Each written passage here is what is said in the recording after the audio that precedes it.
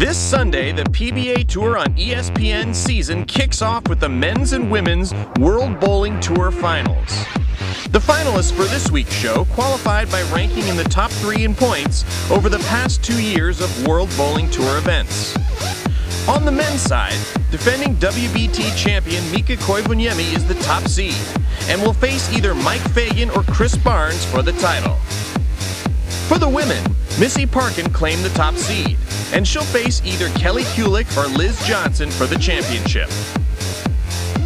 Time now to head out to the lanes, where Extra Frames' Ashley Galante caught up with a few of the players' friends, family, and equipment reps to discuss strategy. Hi, I'm Ashley Galante, and I'm here with Rich Hansen, who is the brand manager of Powerhouse and Track. What do you see out there? Well, the lanes are starting to transition quite a bit. The oil's moving down, so we're just trying to beat a ball to read the right part of the lane so that Misty and Kelly both can have a good look through the pins. And what ball do you think is going to be the ball that will read the lanes properly? For Misty to start, it's going to probably be an Omen. Then we'll look to change to the Track 811 CT. For Kelly, she's looking like she's going to throw an Elevate to start with, and she may change down to a Game Breaker if the oil starts to move too much. Now, what are the drillings of these bowling balls that will help them react properly on these conditions? They're both pinned down in the middle of their grip to get the more control of the lanes on the shorter pattern. That's what you need, is more control. And are you doing any surface changes? We scuff the balls just a little bit to freshen them up. As you bowl, the oil starts to get into the ball, and you need to freshen it back up to get that extra traction that we're looking for in the front part of the lane. Now you have 2 players out here. Any favoritisms? Not really. I'm rooting for both of them, and hopefully we can get both of those in the final match. So tell me, how old was Missy when she started bowling? She was like 2.5. we sat her at the foul line, her legs up. She's pushing it down the lane, having a ball. Now tell me about her experience as a youth bowler. Oh, geez. She was the top youth bowler in Southern California when she was about 12. And what do you love about coming out and watching her bowl? I enjoy the experience of seeing her excel and achieve her goals.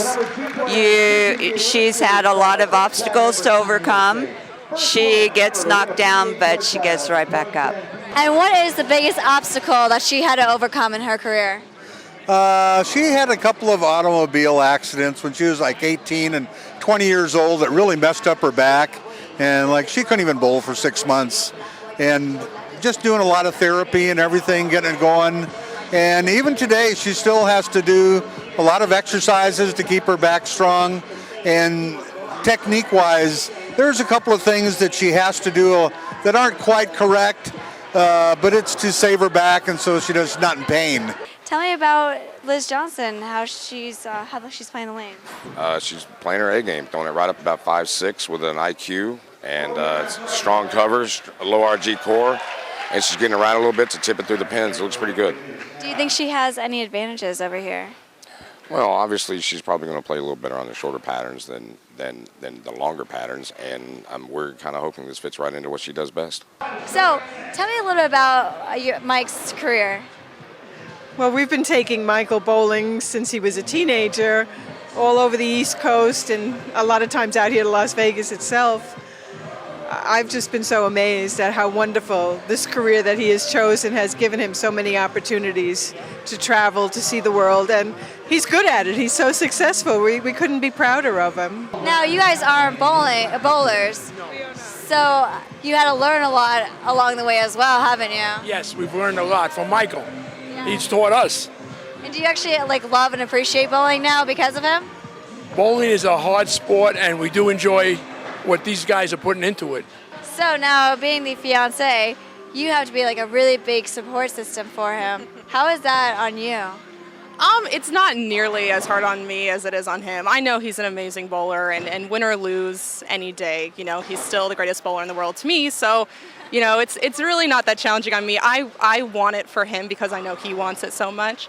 But I know, everything that the players put themselves through because they have families and things like that to support. And so being a support system is just easy because I love him. I'm here with Jason Couch, Ebonite Ball Rep. What do you see out on the lanes right now? Well, with the WTBA patterns, you obviously see a shorter pattern today. You really have to get the ball through the front of the lane, and we're just trying to fit the right cover and the right core combination for the guys to basically feel like they can get it through the front of the lane and still have a lot of pop on the back end. Even though it's 3 games, the lanes will transition pretty fast. What kind of adjustments do you predict? I can see the guys using a little more angle to the front of the lane than we saw on the ladies' television show. A lot more rev rate, and they'll eat the front of the lane up a lot quicker with the bowling balls. So we'll just watch them move in through the front, but still getting it out down the lane. I'm here with Mika's wife and daughter.